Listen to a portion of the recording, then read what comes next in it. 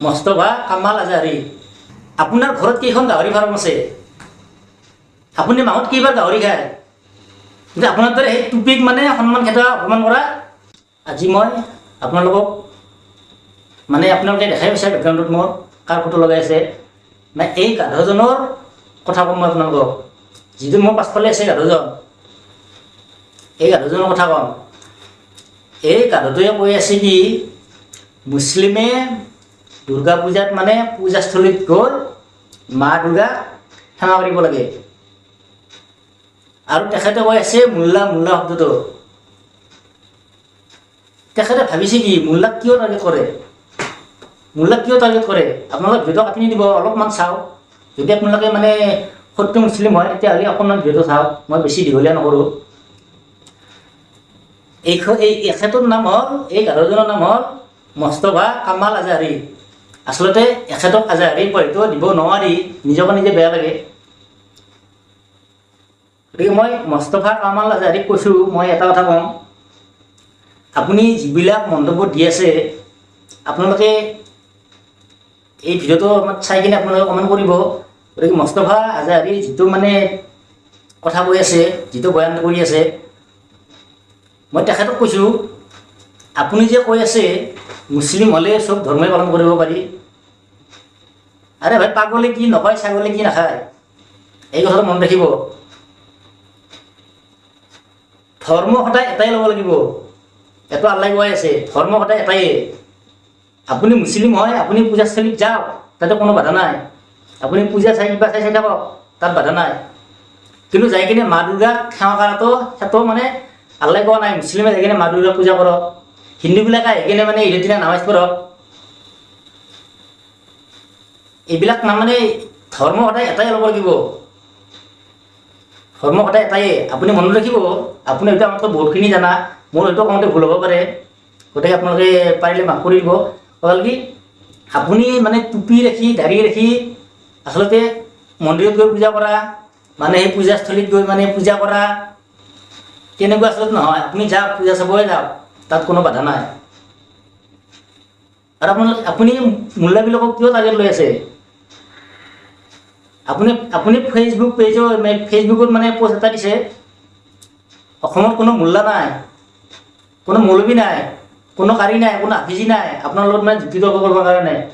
আৰে ভাই, আপোনাতকৈ বহুত ডাঙৰ বহুত শিক্ষিত মোল্লা আছে, কিন্তু আপোনাৰ দৰে পাগলৰ তাত আপোনাৰ দৰে গাধৰ লগত সিহঁতৰ তৰ্ক কৰিব সময় নাই, কাৰণ সিহঁতে মিছা কথা ক'ব নোৱাৰে। আপুনি যিবিলাক মানে মিছা কথা কৈ আছে, আপুনি টুপি মাৰি দাঢ়ি ৰাখি কি ধুনীয়াকৈ মানে বিহু ডান্স মাৰি আছে। কোনোবা এটা ভিডিঅ'ত মই পাইছোঁ, সেই ভিডিঅ'টোত আপুনি পূৰা বিহু ডান্স মাৰি আছে। আপুনি ডান্স কৰক, টুপিটো খুলি থওক না, দাঢ়িকেইডাল কাটি লওক না। আপুনি নিজে পৰিচয় দি আছে আপুনি ডাঙৰ মানে মুছলিম, ডাঙৰ মানে আপুনিও এজন মোল্লা। গতিকে কথাবিলাক কওঁতে বহুতবাৰ ভাবি চাব লাগে, কাৰণ বহুত মানে সৰু বাচ্ছাবিলাকো চায় আজিকালি মোবাইলটো খুলিব নোৱাৰি, ফেচবুক অন কৰিব নোৱাৰি, কেৱল আপোনাৰে মোল্লাক টাৰ্গেট কৰা, দুৰ্গা পূজাত যাই কিনে মানে পূজা কৰা। এইবিলাক কি মানে আপুনি এইবিলাক কাক শিকি আছে, কাক কৈ আছে এইবিলাক কথা? অকণমান আপুনি এইটো ভাবি চাইছেনে?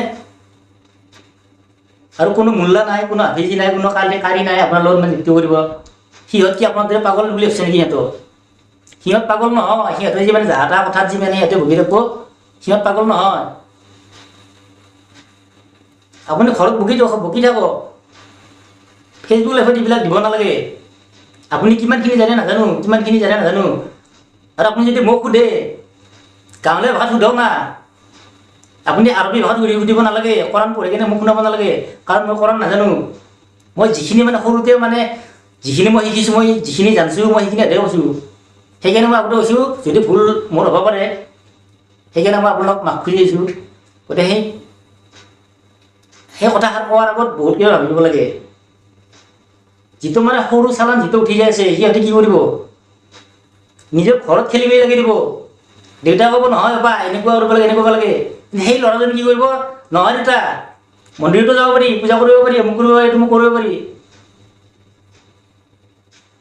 মই ভিডিঅ'টো দীঘলীয়া মই বেছি নকৰোঁ, নহ'লে মোৰ কথাত আপুনি এটা উত্তৰ দিয়ক। মস্তফা আজাৰীয়ে মোৰ কথাত এটা উত্তৰ দিয়ক। আপোনাৰ ঘৰত কেইখন গাহৰি ফাৰ্ম আছে? আপুনি মাহত কেইবাৰ গাহৰি খায়? সেই কথাটো মোক উত্তৰ দিয়ক। আৰু মোক মানে গাঁৱলীয়া ভাষাত মোক প্ৰশ্ন কৰক। কি প্ৰশ্ন কৰে আপুনি? গতিকে মোৰ ভিডিঅ' যিবিলাকে চাই আছে মই সেই হ'ব কৈছোঁ, যদি আপোনালোক মুছলিম হয় তেতিয়াহ'লে এই ভিডিঅ'টো শ্বেয়াৰ কৰক, যাতে সেই গাধজনে ভিডিঅ'টো পায় মোৰ। সত্য মুছলিম যদি হয় এই ভিডিঅ'টো শ্বেয়াৰ কৰক। এনে ভিডিঅ' যি চাই কাম নাই। আপোনালোকে মোৰ ভিডিঅ'টো যদি চাই আছে, ভিডিঅ'টো যদি মানে আপোনালোকৰ পচন্দ হৈছে, তেতিয়াহ'লে আপোনালোকে ভিডিঅ'টো শ্বেয়াৰ কৰক। সেই যাতে গাধজনৰ তাতে যাই পায়, যিমান পাৰে সিমান শ্বেয়াৰ কৰক। সেইকাৰণে মই প্ৰশ্ন সুধিছোঁ, মই নাজানো। এখেতৰ ঘৰ ক'ত নাজানো, এখেতৰ অৰিজিনেল নাম নাজানো। গতিকে আপোনালোকে সেইকাৰণে কৈছোঁ মই, আপোনালোকে ভিডিঅ'টো যদি ভাল লাগিছে শ্বেয়াৰ কৰক, আৰু যদি সত্য মুছলিম হয় তেতিয়াহ'লে শ্বেয়াৰ কৰক, যাতে সেই গাধজনে পায়। সেইটোৰ কাৰণে মই কৰিছোঁ।